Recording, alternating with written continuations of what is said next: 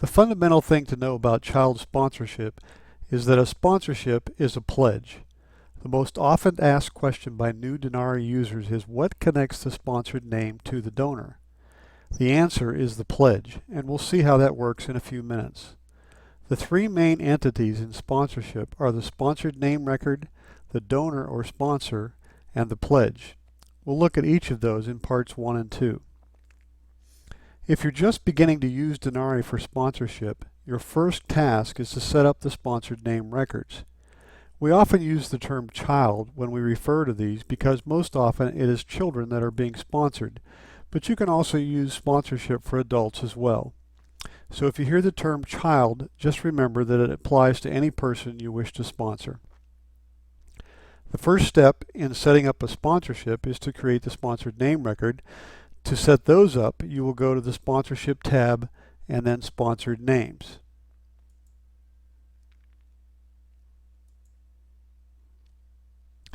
First, we see a list of all the sponsored names already in the data. By default, this page only shows you those names that are available to be sponsored. We'll talk more about that later. However, you can change that filter to see all the names by clicking the Quick Filter button in the upper right-hand corner. We'll click Add New to create a new record. The first name and last name fields are self-explanatory. Across from them we see the code field.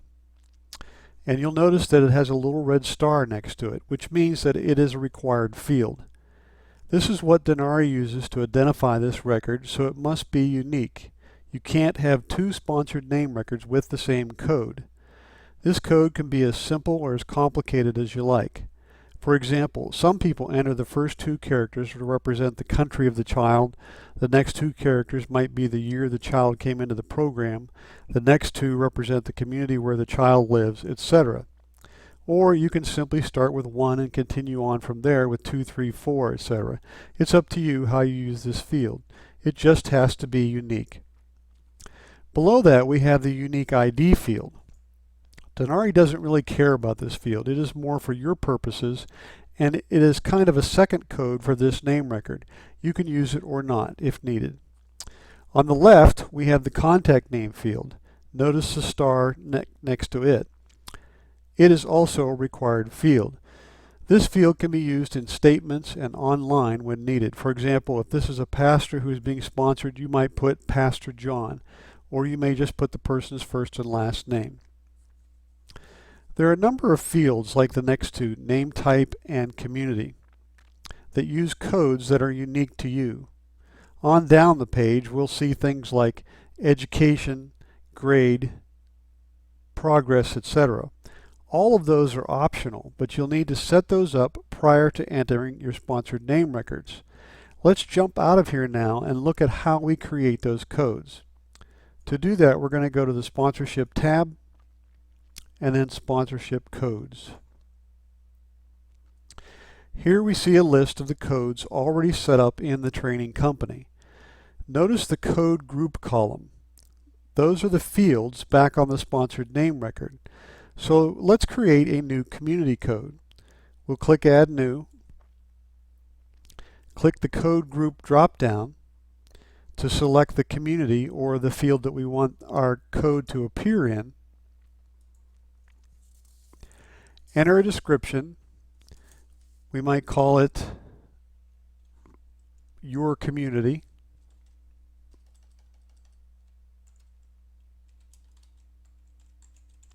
And then we give it a code. And again, the code is required, and that code is for Denari, which separates or tells Denari that this code is different from any other code. So we put something unique into that field as well. We'll click Save, and now we've created that community code. So let's go back to the sponsored name record.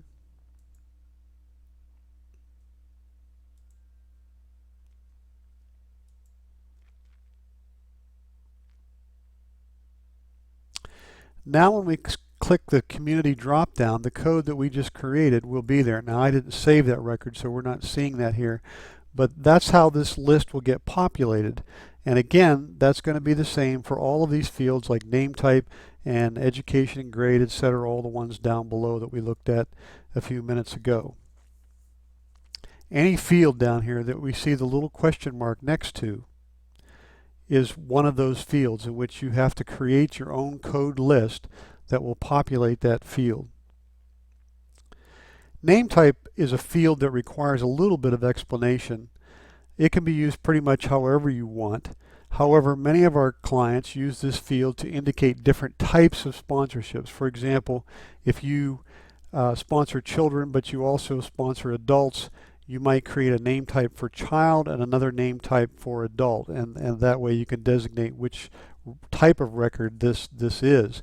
That field can also be used as a search field in online community, which would allow your donors to come to that page that shows all of the sponsored names and then filter that page to only show children, only show adults, etc. So again, you create the codes there and you can use that however you need if needed, and it is an optional field so you don't have to use it if you don't want to. Now let's skip the e-sponsor field for a moment and we'll come back to that later. The next set of fields are optional. The gender field is self-explanatory. The fields like postcard date, annual letter, and first letter could be used to track when you send the annual letter to the sponsor or when you send the first letter again, etc., but they are optional. The photo date field refers to the last time you uploaded a photo below. You see here that there are two places to upload a photo. The top one is an older version and has a bug in it. The lower one is a new version that was written to replace the upper one and that fixes that bug. However, many Denari clients have their photos in that old format, so we can't yet remove it. If you're uploading a photo for the first time, you'll want to use this lower option. Click the Change Photo link here to browse and upload the photo. The photo you upload here is the one that will be used on the website if you're using online community. Most digital cameras take huge photos. If you upload them as they are, Denari will use them on the web page, and we'll set a size for those photos to determine what size they will display at, usually much larger, smaller than what you would upload or take with your digital camera. However, when a donor comes to that page, the browser will upload that large photo to their browser, but then size it down to the size that we set. However, that uploading of that large photo takes some time, and if you have 10 of those on a page, then it makes that page very slow to load. So you'll want to resize those photos before you upload them. Usually something like 200 pixels wide, and then whatever length that ends up to be, is a good size to upload. So think about 200, 300 would be okay if you want a little bit larger photo, but somewhere in that neighborhood will work. The next set of fields, distance to school through dad's occupation, are all optional. Most of them can be used on the website, and we can pick and choose the one that you want to use when we set up your online community page. So you can use these fields to communicate, for example, what grade the child is in, what their health condition is, etc., etc. Again, all optional fields. The checked out fields, we have checked out to donor and checked out to event, are used to set aside a child. For example, let's say you're going to an event and want to give people there an opportunity to sponsor children. You take the photos and biographical data for 10 of them.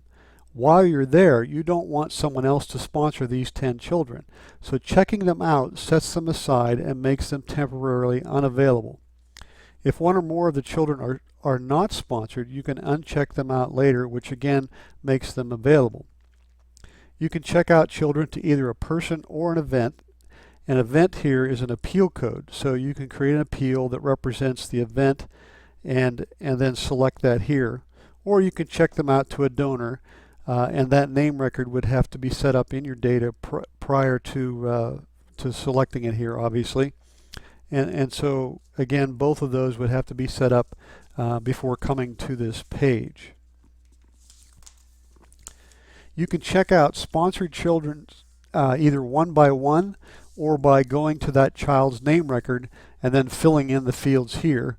Or it can be done as a group of children using Sponsored Name Segmenter, which we'll look at in a separate video. The expiration date here is the date that the checkout status will expire. On that date, the child will automatically again become available. The hold field allows you to make someone temporarily unavailable. You can select a reason and a date of the hold. The reasons can be created in the sponsorship codes sections that we looked at earlier. You might put someone on hold, for example, if they moved from their community and you're not sure they are going to continue in your program. Once the situation has been resolved, you can uncheck the box to make them available again. So hold is usually thought of as kind of a temporary state. The origination date is the date that the child entered your program. And then below we see two sponsor or status fields. There is a system status field and then a status field. The first field, called system status, is the field that Denari uses to determine what the status of that child is, and it's based on a number of things that we'll come back to in a minute. The status field is one that you can use if you want to give this person a different status from the one Denari assigns.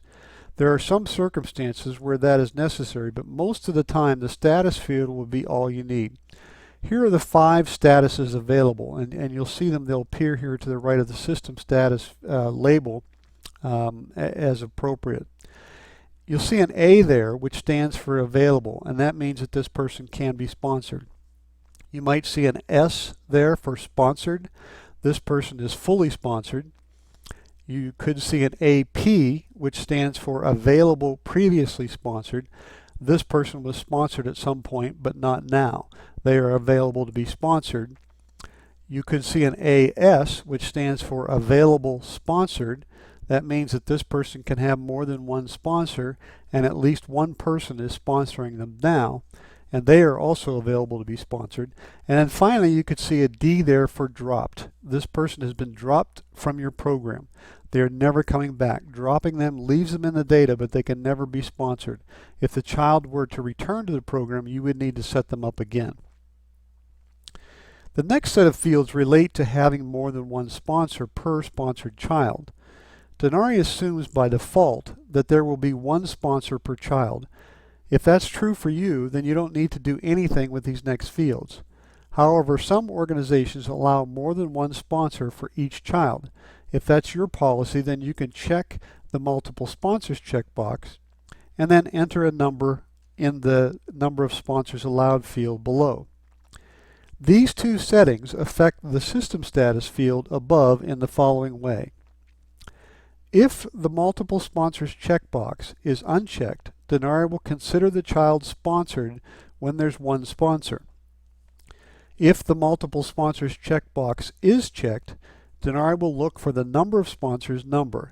Let's say here it's 3. If there is currently one sponsor, the system status will show as AS, available sponsored, and the child will be available to be sponsored. When there are 3 sponsors, the system status will change to S, and Denari will consider the child fully sponsored, and the child will no longer be available to be sponsored. The sponsorship count field here will show you how many sponsorships are currently active. Now let's talk about Online Community. If you're using Online Community, you will have a page that displays your available children or adults on a page. What determines which children will be on the page? There are a number of conditions. First, the eSponsor checkbox that we skipped over earlier must be checked. If this is unchecked, the child will not appear on the website regardless of any other conditions. However, if it is checked, the next set of conditions come into play.